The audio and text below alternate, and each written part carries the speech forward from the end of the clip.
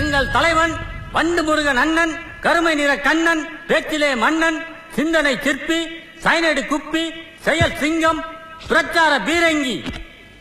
ஒரு வாரமானாலும் எதிரிகளை நேருக்கு நேராக சந்திக்கக்கூடிய போர் குணம் கொண்ட போர் வாள் என்று போற்றப்படும் எங்களுடைய வட்ட செயலாளர் வண்டு முருகன் அவர்களை இப்பொழுது உங்கள் முன்னே வீர உரையாற்ற வருமாறு அழைத்து உங்களிடமிருந்து விடைபெறுகிறேன். நன்றி, வணக்கம். வாங்கின போடா, பேசும்போது அதை நாம படுத்துறது.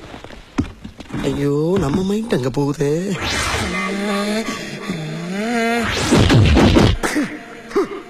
நான் சுத்தி வளைச்சு பேச விரும்பல.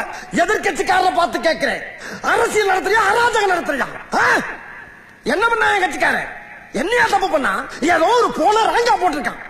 ராங் நம்பர் தான் சாரி சொல்லிட்டு வச்சிட வேண்டியதானே? அதானே உலக வழக்கம். அதை விட்டு 50 பேர் சேர்ந்த ஆட்டோல வந்து என் கட்சிக்காரன் அந்த ஸ்பாட்ல வச்சு துவச்சிருக்கீங்க நீங்க. மாப்பிள, இவன் தான் எங்கேயோ செமத்தியா வாங்கியிருக்கான்.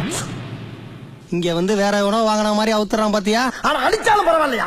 போற வர சின்ன பிள்ளைலாம் விட்டு இவனை அடிச்சு பழகிக்கணும் வேற அசிங்கப்பட்டிருக்கீங்க நீங்க. பழம் இருக்குது என்ன பாடியா இல்ல பள்ளிக்கூடமா? ஏதோ அந்த பையன் பாடியில எனர்ஜி எஸ்கேப் ஆயிருக்காயா? ஒண்ணு கிடைக்க ஒண்ணு ஆயிருந்தா இந்த கட்சி யாரு காப்பாற்றுறது? அவன் ஃபேமிலி யாரு மெயின்டைன் பண்றது? இவ்வளவு குஜராத்ல கூட இப்படி ஒரு சம்பவம் நடந்துச்சு.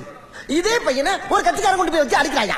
ஆனா அவன் இந்த அளவுக்கு செப்படுக்கல. ஒரு 2-3 நாள் வச்சு அடிச்சு அனுப்பிட்டான். அது எப்படி பிள்ளைக்கு வலிக்க கூடாதுக்காக ஒரு ஆப்பு பிராண்டி வாங்கி ஊத்தி விட்டு அடிச்சிருக்காயா? அந்த நாகரிகம் கூட உனக்கு தெரியாது. என்ன அடி, பச்சை தண்ணி கூட கொடுக்காம போட்டு அடிச்சிருக்க நீ.